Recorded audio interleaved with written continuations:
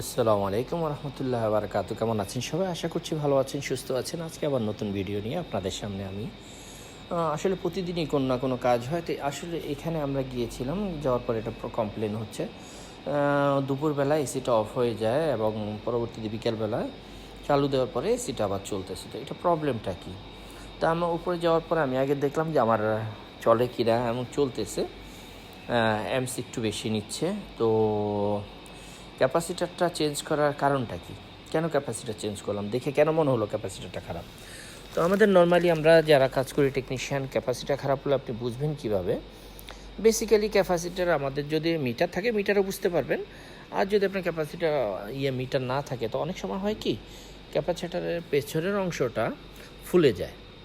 তো পেছনের অংশ ফুলে যায় এবং সামনের অংশ ফুলে যায়। ফুলে গেলে আপনি বুঝতে পারবেন যে ক্যাপাসিটারটা এই প্রবলেম করতেছে।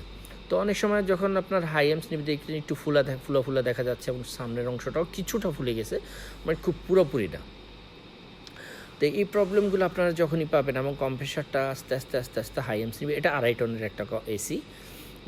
তো এখানে এই প্রবলেম হচ্ছে দুপুরবেলায় এটা অফ হয়ে যায়, অর্থাৎ কম্প্রেসারটা যখনই হাই অ্যাম্পস নেয়, কারণ ক্যাপাসিটারটা দুর্বল হওয়ার কারণে এবং নষ্ট হওয়ার কারণে যখনই হাই অ্যাম্পস নেয় পরবর্তীতে সেটা অফ হয়ে যায় এবং শুধু ফ্যান চলতে থাকে, আউটডোরকে আর সাপ্লাই দেয় না। অর্থাৎ আউটডোরকে সাপ্লাই ঠিকই দিয়ে থাকে নিচে থেকে, দেওয়ার পর শুধু ফ্যান চলে, কম্প্রেসার চলে না, কারণ কম্প্রেসারটা হাই অ্যাম্পস নিয়ে ইন্টারনাল ওভারলোড ট্রিপ করে বন্ধ হয়ে যায়। তো এই প্রবলেমগুলো আপনার যখনই পাবেন, দেখেন 16-17 অ্যাম্পস নিচ্ছে এখন ক্যাপাসিটারটা চেঞ্জ করার পরে। তো আমাদের আসলে এর পরবর্তীতে আমাদের দেখতে হবে যে আমাদের গ্যাসটাও ঠিক আছে কিনা, কারণ এটাও একটা দেখার বিষয় যে আমাদের গ্যাস অতিরিক্ত কিনা। কারণ গরমের সময় গ্যাস অতিরিক্ত, আপনি যদি 60-65 দিয়ে থাকেন 70-75 হয়ে যাবে, কারণ 10 PSI এমনি এক্সট্রা বেড়ে যায় কারণ অতিরিক্ত গরমের কারণে। এনিওয়ে, তো আমি যখনই দেখলাম যে আমাদের ক্যাপাসিটার খারাপ, সেটাকে চেঞ্জ করে দিলাম। ক্যাপাসিটিটা হচ্ছে নর্মালি 2.5 টনে 60 MFD থাকে, 60+5 60 MFD। আর এর নিচে লাগালে হবে কি, কম্প্রেসারটা অ্যাম্পস বেশি নিবে, ঠিক আছে, তুলনামূলক যা নেওয়া উচিত তার থেকে অনেক বেশি নেয়। তো এই কারণে দেখেন আমাদের পরবর্তীতে আমার দেখতে হলে যে গ্যাসের প্রেশার কেমন আছে, গ্যাসটা ঠিক আছে কিনা, সাথে অ্যাম্পস ঠিক আছে কিনা। আরেকটা হচ্ছে নিচে যদি দরজাগুলো খোলা থাকে, এসি চলছে দরজা খোলা, সেক্ষেত্রে কিন্তু কম্প্রেসারের অ্যাম্পসটা কিন্তু কমবে না। কেন কমবে না?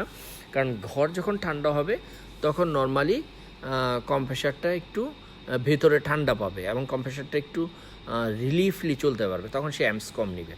আর যখন আপনি নিচে দেখা যায় যে রুমটা ক্লোজ আছে বা দরজাটা খোলা বা অন্য উইন্ডো খোলা, তখন কিন্তু আপনি ওভাবে ঠান্ডা পাবেন না এবং কম্প্রেসারটা লং টাইম চলবে, কম্প্রেসারটি ট্রিপ হওয়ার সম্ভাবনা থাকে।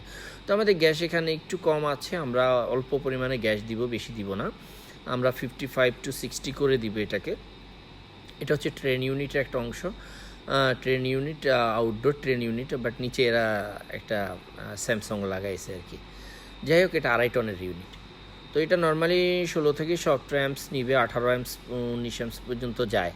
কখনো কখনো যখন আপনার বেশি থাকে, হিট বেশি থাকে, অথবা রুম ঠিকমতো ঠান্ডা হচ্ছে তখন টেম্পারেচার, আর যখন রুম টেম্পারেচার ঠান্ডা হয়ে যাবে তখন অ্যাম্পসটা কিন্তু কমে আসে। এটা হচ্ছে স্বাভাবিক একটা বিষয়।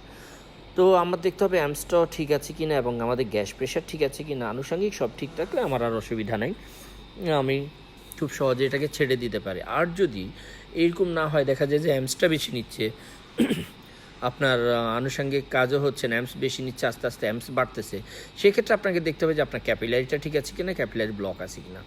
যদি ক্যাপিলারি ব্লক থাকে আপনি ক্যাপিলারি লাগাতে পারেন, তবে আমার ক্ষেত্রে আমি বলবো যে ওরিফেস লাগানো অনেক উত্তম, কারণ ওরিফেসে ওই ব্লকের সম্ভাবনাটা খুব কমই থাকে।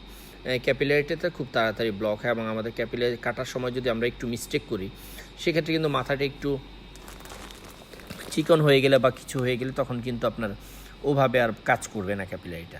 তো আমি বলবো যে আপনারা যখনই এরকম চেঞ্জ করবেন যে কম্প্রেসার হাই অ্যাম্পস নিচ্ছে, কেন নিচ্ছে, দেখা যায় suction pressure down but amps হচ্ছে হাই, দ্যাট মিনস হচ্ছে আপনার ক্যাপিলারিটা ব্লক আছে, এটাকে চেঞ্জ করে দিবেন। তো ধন্যবাদ, আপনার জন্য নতুন ভিডিও নিয়ে আসা, ভালো থাকবেন সবাই।